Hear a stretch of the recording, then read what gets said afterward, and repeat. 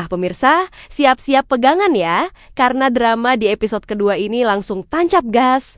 Cerita dibuka di tempat yang sama sekali nggak kita duga, sebuah acara pemakaman. Disinilah Natsumi dan suaminya, Kazuhiro, akhirnya ketemu lagi setelah pisah rumah. Suasananya, jangan ditanya, lebih dingin dari kutub utara. Mereka saling lempar sindiran tajam di tengah suasana duka. Benar-benar medan perang dingin. Di tengah situasi canggung itu, mata elang Natsumi langsung menangkap sesuatu yang aneh. Dasi yang dipakai Kazuhiro, modelnya mencolok dan jelas banget bukan seleranya. Apalagi pilihan Natsumi.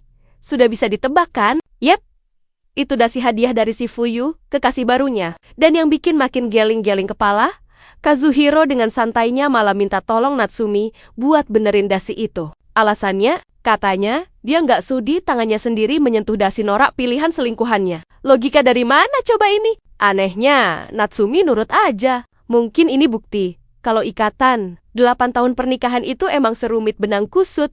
Drama berlanjut saat Kazuhiro ngajak makan malam. Awalnya Natsumi jual mahal.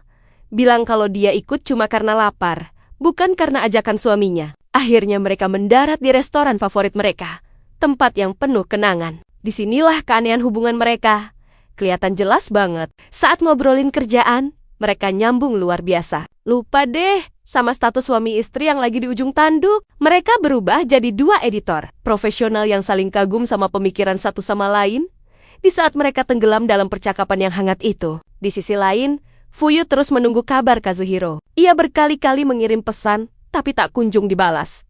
Rasa gelisahnya makin menjadi, sampai akhirnya ia mencoba menelpon. Sayangnya, ponsel Kazuhiro cuma bergetar pelan di tasnya. Kazuhiro yang terlalu larut ngobrol dengan Natsumi, sama sekali tak tergoda untuk mengecek layar. Malam itu, dunianya hanya berputar di meja makan.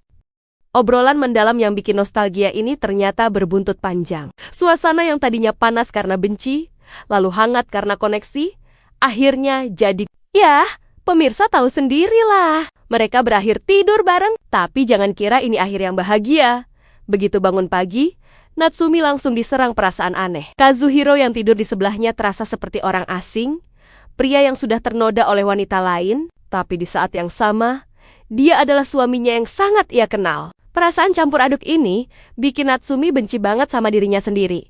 Seolah belum cukup pusing, urusan kerjaan ikut memanas. Setelah proyek penulis senior direbut suaminya, Natsumi nggak mau tinggal diam. Dia langsung pasang mode perang. Target balas dendamnya, seorang penulis muda super berbakat bernama Nagayama, yang kebetulan editornya adalah Kazuhiro. Natsumi bertekad merebut penulis ini dari tangan suaminya. Ini bukan lagi soal bisnis, ini soal harga diri. Natsumi langsung gerak cepat ngajak si penulis muda, Nagayama, ketemuan. Di sini kelihatan banget kalau Natsumi itu editor yang cerdas. Dia nggak pakai basa-basi.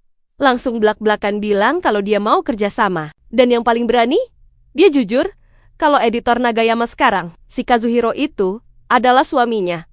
Sekaligus rival terbesarnya di dunia kerja. Strategi main bersih, tapi menusuk ini kayaknya berhasil bikin si penulis muda jadi penasaran sama Natsumi. Setelah pusing dengan urusan suami dan kerjaan, Natsumi butuh pelarian. Siapa lagi kalau bukan sahabatnya, Kyoko. Lewat telepon, Natsumi curhat habis-habisan. Kyoko, si sahabat super logis, langsung kasih analisis tajam. Dia bingung, kenapa Natsumi malah tidur lagi sama suami yang udah nyakitin dia. Natsumi pun ngaku, anehnya, setelah tidur dengan Kazuhiro, dia merasa sangat bersalah. Tapi, saat dia bersama si petugas pos yang lebih muda, rasa bersalah itu sama sekali nggak muncul. Nah, itu dia masalahnya, kata Kyoko. Justru karena Natsumi nggak merasa bersalah, itu tandanya perasaannya ke si petugas pos itu tulus dan serius. Ini bukan lagi sekedar pelarian atau balas dendam. Ini cinta beneran. Dan benar saja, pemirsa, Natsumi yang lagi kangen berat, nekat nyamperin Naruo ke tempat laundry koin. Suasananya jauh dari kata romantis. Tapi justru disitulah momen manis mereka tercipta. Jadilah mereka kencan, sambil minum sampahnya dari gelas plastik di tengah suara mesin cuci yang berisik. Aneh, tapi manis banget. Di tempat sederhana itulah, Natsumi merasa nyaman dan bisa jadi dirinya sendiri. Momen-momen kecil seperti mencium wangi bajunya yang baru kering, atau bersandar di lengannya, terasa begitu hangat dan nyata.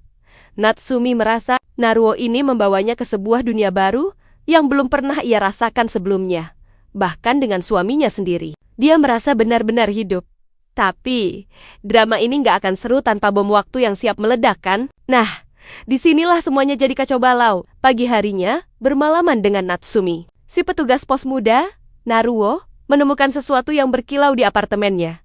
Sebuah anting milik Natsumi yang tertinggal. Sambil senyum-senyum sendiri, dia berniat menelepon Natsumi di sela-sela kesibukannya di kantor pos untuk memberitahukan soal anting itu.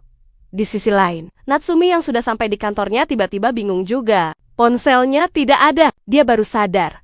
Saking semangatnya lari menemui Naruo di laundry semalam, ponselnya tertinggal begitu saja di rumah. Dia jadi benar-benar tidak bisa dihubungi. Dan inilah takdir mulai bermain-main dengan mereka. Tepat pada saat itu juga, suaminya, Kazuhiro, kebetulan sedang pulang ke rumah mereka untuk mengambil beberapa dokumen penting yang ketinggalan. Suasana rumah sedang sepi. Sampai tiba-tiba, ponsel Natsumi berdering kencang. Kazuhiro, yang penasaran melihat ke layar. Nama kontak yang tertera adalah kantor pos. Aneh, pikirnya. Tanpa curiga, dia pun mengangkat telepon itu. Di seberang sana, Naruo yang mengira akan mendengar suara Natsumi, malah justru mendengar suara berat seorang pria. Jantung Naruo serasa berhenti berdetak. Dia langsung membeku, sadar 100% bahwa yang baru saja mengangkat telepon adalah suami dari wanita yang semalam bersamanya. Kazuhiro pun ikut tegang. Setelah dia menjawab, sambungan telepon itu mendadak hening. Tidak ada suara sama sekali. Radar kecurigaannya langsung menyala. Siapa orang dari kantor pos yang menelepon ponsel istrinya lalu tiba-tiba dia membisu setelah mendengar suaranya dan akhirnya dua dunia yang berbeda akhirnya bertabrakan lewat sambungan telepon yang salah. Naruo yang panik setengah mati dan Kazuhiro yang kini menyimpan benih curiga yang besar. Apa yang akan terjadi selanjutnya? Apakah Kazuhiro akan menyelidiki telepon misterius ini? Wah, makin runyam dan bikin penasaran. Sampai jumpa di episode selanjutnya.